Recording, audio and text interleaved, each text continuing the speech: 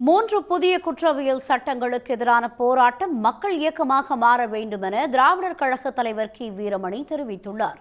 ஒன்றிய பாஜக அரசால் கொண்டு வரப்பட்ட மூன்று புதிய குற்றவியல் சட்டங்கள் அரசியலமைப்புக்கு எதிரானது என கூறி நாடு முழுவதும் எதிர்ப்பு வலுத்து வருகிறது.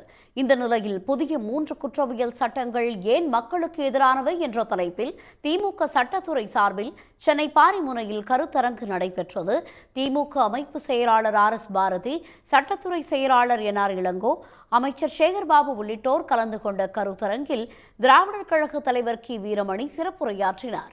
அப்போது பேசிய அவர், நீட் பிரச்சினை, மூன்று குற்றவியல் சட்டங்கள் எதிர்ப்பில் இந்தியாவிற்கே முன்னோடியாக தமிழ்நாடு விளங்குவதாக கூறினார்.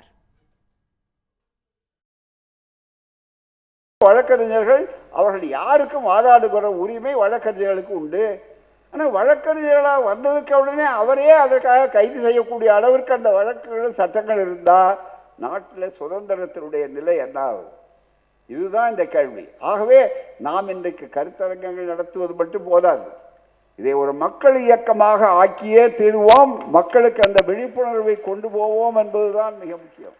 அது அரசியல் சட்டத்துக்கு விரோதமாக இருக்கிற நீதிபதிகளே சொல்லக்கூடிய அளவிற்கு இருக்கிறார்கள். அரசியல் சட்டத்தை வந்து மதிச்சார்களா?